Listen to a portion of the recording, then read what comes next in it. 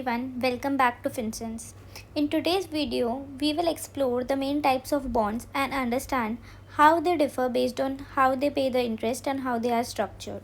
So the first kind of bond that we will see is a floating rate notes.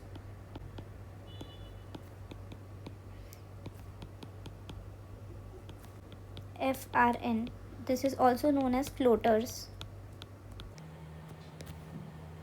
So in this kind of bond, the interest amount that is getting paid, the interest percentage would be a market rate plus a spread. Floating by itself means that they don't have a fixed interest rate. It is floating, so it is having two components: a market rate that we can say a market reference rate, and a spread that is in terms of a basis points.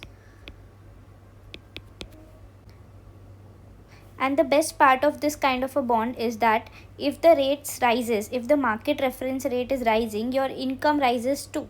Like this MRR, the market reference rate might be based on the LIBOR, the MIBOR related effects, and if in market this rate is rising, the interest rises and it is a benefit to the bondholders. Second bond that we will be seeing is a step up bond. So step up bond by the name itself means anything is increasing step by step. So step up bonds have coupons that increase over time. Like let's say for year 1 and 2 the interest rate is 5%. Then for year 3 and 4 it is 6%. Year 5 it is 7%, and so on. So this is kind of a step up bond. This is useful when issuers expect stronger performance in the future. Then we have something known as credit linked notes. So the name itself suggests credit link. So it is linked to the credit rating of the issuer. So if the credit rating of the issuer improves, so the coupon, that is the interest, would come down. If the credit rating worsens, the interest would be higher. So this is basically your return would be adjusted based on the risk that you have. If the credit rating is getting more worse, that means we have a higher risk and therefore we will get a higher return by way of higher interest. The next kind of bond that we have is payment in kind.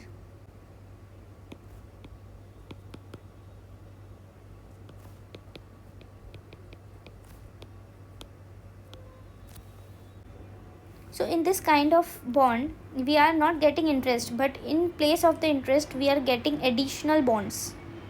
So the interest that we get normally in this PIK bonds, this interest would be given, but not in the form of a cash, but in the form of more additional bonds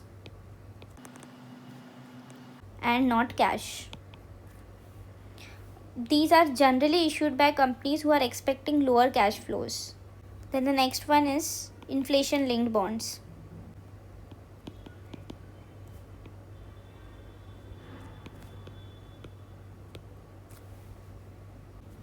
These bonds protect investors from inflation. That is, the coupon or principal will rise as the inflation rises. Example of this is TIPS, the Treasury Inflation Protected Securities in the your principal or interest would rise as per the inflation rate, and also it would work in case of deflation as well. The next type of bond is zero coupon bond.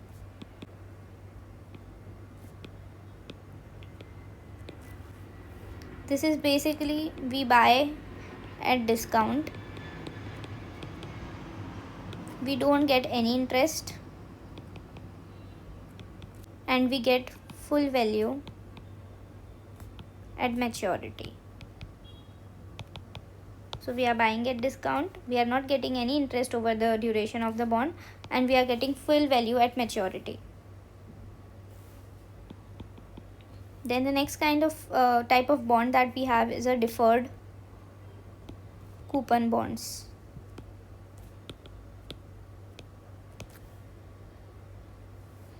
Simply we can say that in no payments initially, payments start later. So in this kind of bond, the interest payments begin after a specified period. These are useful for companies expecting cash flows later or for long term projects. Like initially, if there is no cash flow getting generated in case of long term notes, so this kind of bonds are preferred there, because initially you don't have to pay any interest and the payment starts at a later stage.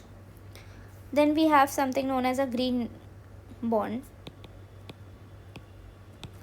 So this bond basically funds eco-friendly projects like renewable energy or CO2 reduction. So these are kind of used for environmental projects. So now we have seen 8 type of bonds. Now we will move to the second category, that is bonds by market or issuer. So next, let's see how bonds are classified based on where they are issued and traded. So in this category, the first thing we have is a domestic bond. In this case, the issuer of the bond and the market where the bond is issued are the same country. We can take the example that an Indian company is issuing bonds in India. Then the next kind of bond here is a foreign bond.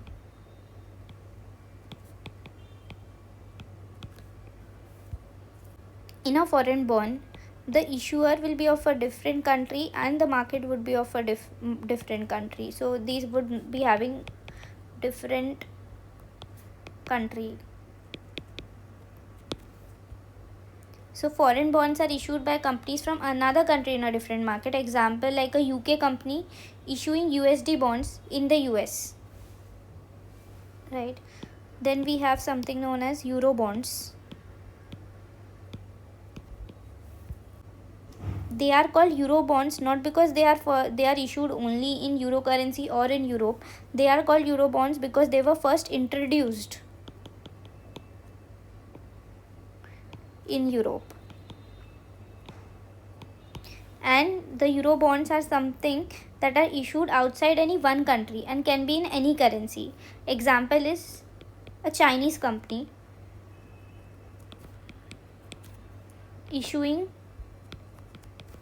yen denominated bonds outside Japan. So this would be a Euro yen bond.